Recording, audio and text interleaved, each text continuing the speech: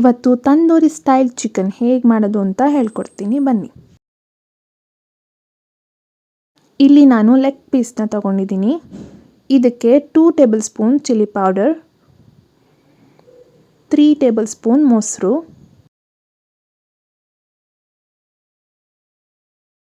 1 table spoon pepper powder, 1 table spoon jeera powder, ರುಚಿಗೆ ಬೇಕಾದಷ್ಟು ಉಪ್ಪು ಮತ್ತು ಅರ್ಧ ನಿಂಬೆಹಣ್ಣ ಹಿಂಡಿ ಚೆನ್ನಾಗಿ ಮಿಕ್ಸ್ ಮಾಡ್ಕೊಳ್ಳಿ. ಇದನ್ನು ನೀವು ಒಂದು ಹಾಫ್ ಅನ್ ಅವರ್ ಮ್ಯಾರಿನೇಟ್ ಮಾಡಿ. ಈಗ ಒಂದು ಪ್ಯಾನ್ ತೊಗೊಂಡು ಅದಕ್ಕೆ ಆಯಿಲ್ ಹಾಕಿ ಅದು ಬಿಸಿ ಆದಮೇಲೆ ಮ್ಯಾರಿನೇಟ್ ಮಾಡಿರೋ ಚಿಕನ್ನ ಹಾಕಿ ಫ್ರೈ ಮಾಡ್ಕೊಳ್ಳಿ.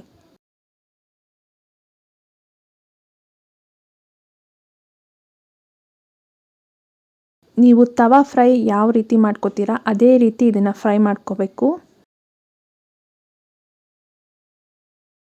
ಎರಡೂ ಸೈಡ್ ಈ ಥರ ಫ್ಲಿಪ್ ಮಾಡಿ ಚೆನ್ನಾಗಿ ಫ್ರೈ ಮಾಡ್ಕೊಳ್ಳಿ. ಚಿಕನ್ನ ನೀವು ಒಂದು 10 to 15 ಮಿನಿಟ್ಸ್ ಫ್ರೈ ಮಾಡಿಕೊಂಡ್ರೆ ಸಾಕು, ಚಿಕನ್ ಬೆಂದಿರುತ್ತೆ.